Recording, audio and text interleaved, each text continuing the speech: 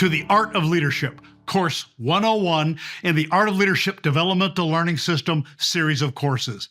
This foundational first Core 4 course is a values-based, engaging, fast-moving, interactive learning experience designed to be a 3.5-day sabbatical from routine.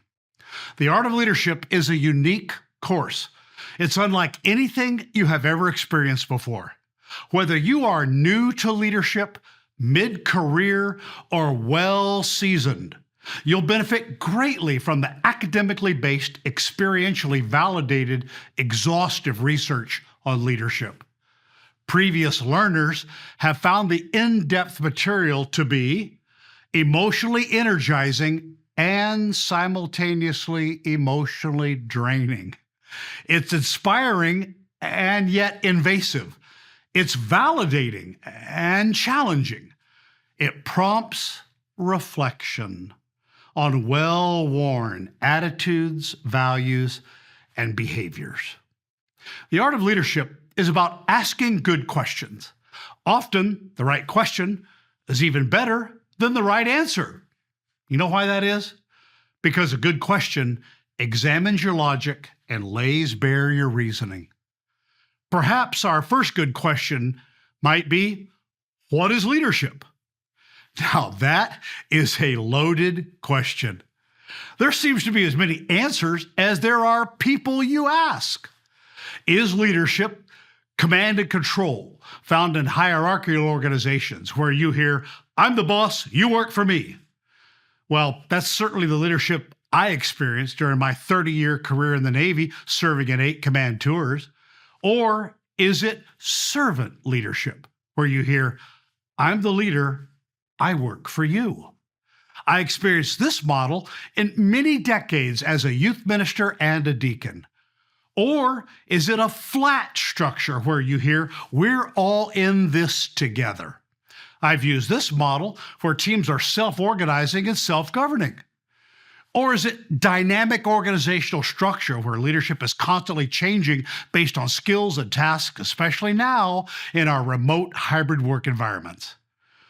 Or, regardless of the structure, is leadership something currently unknown, yet to be defined? Perhaps we could turn to Google for an answer to what is leadership. Type leadership into the search bar, and you will get 6.4 billion results. Yes, billion with a B. And on Amazon, you find over 60,000 books that feature leadership. Wow, you've got to be kidding. Just trying to answer our first question is overwhelming. This is the reason my father and I wrote this class. My father was a Navy frogman, the forerunners of our elite Navy SEALs. I served as a naval aviator flying EA-6B Prowlers, and in my last command tour as a teacher at the Center for Naval Leadership. At the Woods Consulting Firm, we have searched and searched for over 60 years, 6 decades, to find the most effective, works everywhere, universal leadership model. And after 6 decades, we found it. The one leadership model that comprises all others. The one that rules them all. We uncovered this model tucked away in Plato's Academy in Athens, founded in the 4th century BC, the first institution of higher learning in the Western world. Aristotle, who was a student of Plato and teacher of Alexander the Great, wrote On Rhetoric, which is widely considered his seminal work and the most important work on persuasion and influence ever written. Aristotle's universal leadership model is EPLS: ethos, pathos, logos, and sophos. The 4 domains of EPLS are the 4 C's. Ethos is character. Pathos is connection.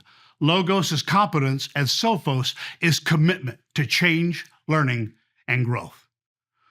The answer to our question, what is leadership, comes to us from nearly 2,500 years ago. The simple, not simplistic, universally applicable model is EPLS. Leadership is demonstrated in 1, your character, ethos. This is who you are. 2, your emotional connections, pathos. This is whom you influence. 3, your competence, logos, your knowledge, skills, and abilities. And 4, your commitment to change, sophos, your ability to adapt, learn, and grow. So here is the takeaway. EPLS is influence, and influence is leadership. Now, our second question might be, well, Ronald, if leadership really is as simple as influence, and influence is EPLS, then why are we so bad at it? Actually, we're not. Most of us are quite good at influencing others. We do it all the time, especially without words. I hope this point sticks. We influence everyone around us all the time with everything we do or don't do. Ronald Heifetz of Harvard University, in his book, Leadership Without Easy Answers, teaches leadership is influencing and building the adaptive capacity of others, facilitating their ability to change attitudes, values, and behaviors. Rabbi Jonathan Sacks, in his book, Lessons in Leadership, teaches the most common source of leadership failure is treating adaptive challenges, attitudes, values, and behaviors, as technical problems. Now, why would we do this? Well, because technical problems are straightforward to solve. Adaptive challenges aren't. Mahatma Gandhi teaches the sign of a good leader is not how many followers you have, but how many leaders you create. So here's the second takeaway. Leadership creates capacity in others, not dependency. Leadership creates capacity, not dependency. So the art of leadership is about creating capacity to face our adaptive challenges. So the AOL teaches 8 tools divided into 4 sections reflected in the 4 domains of EPLS. In the first domain, ethos, we will learn about attitude. You set the example. Values, you are what you love. And trust, learning the 4 actions that create trust. In the second domain of pathos, we will learn about influencing on purpose, not convenience or by accident. Clearly communicating expectations of others and communicating with the 4 different behavioral styles. In the third domain of logos, we will learn about working in our strengths, staffing our weaknesses, and increasing our own capacity to face adaptive challenges. And finally, in the fourth domain of Sophos, we will learn about the wisdom that comes through suffering. The 1% IMPES model of learning and growth from Dr. Luke of Antioch, the 5-year letter, and the Greek concept skole. Additionally, we will learn about the roadblocks that get in the way and impede the progress in each of these 4 domains, such as our perceptions, the past trap, lack of margin, the reticular activating system of the mind, the halo effect, our comfort zone, law of expectation, and the fear of failure. The art of leadership will help us unlock our tremendous potential, the potential that many of us don't realize we have, while building our capacity to create a life of arete.